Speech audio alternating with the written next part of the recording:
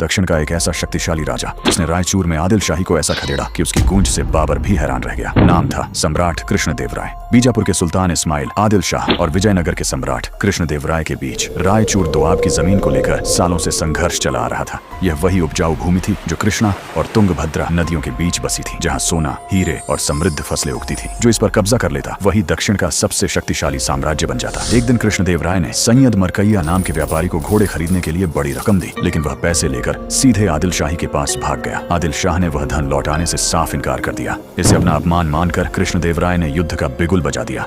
19 मई 1520 दोनों सेनाएं आमने सामने थीं। यह उस समय का आधुनिक युद्ध था जिसमें पहली बार बड़े पैमाने पर पुर्तगाली बंदूकों का इस्तेमाल हुआ। शुरुआत में आदिल शाही तोपों की मार से विजयनगर सेना पीछे हटने लगी और कुछ सैनिक भागने लगे। तभी कृष्णदेव राय आगे आए, घोड़े से उतरकर तलवार जमीन पर रख दी और सेना से कहा, आज जीत होगी या मैं इसी मैदान में मरूंगा, और अगर तुम पीछे हटे तो मैं यहीं अपने प्राण त्याग दूंगा। अपने राजा को मौत के सामने खड़ा देख भागती हुई सेना पलट गई और जोरदार पलटवार किया, जिससे आदिल शाही सेना बिखर गई। इसी दौरान कृष्णदेव राय की पुर्तगाली टुकड़ी ने किले की दीवारों पर बैठे तोपचियों को खत्म कर दिया। आदिल शाही सेना कृष्णा नदी पार कर भाग निकली और रायचूर पर विजयनगर का झंडा लहराने लगा। कहा जाता है कि आदिल शाह पहचान छुपाकर एक साधारण सैनिक बनकर बच निकला। इस जीत के बाद बाबर ने भी कृष्णदेव राय को उस समय का सबसे शक्तिशाली शासक माना। इसका जिक्र उसके बाबरनामा में भी मिलता है। रायचूर की यह जीत सिर्फ एक युद्ध नहीं थी, ये ऐलान था कि जब हौसला हिमालय जैसा हो तो बारूद भी झुक जाता है। आपको ये कैसा लगा कमेंट में जरूर बताओ, और ऐसे ही इतिहास के लिए चैनल को अभी सब्सक्राइब करो।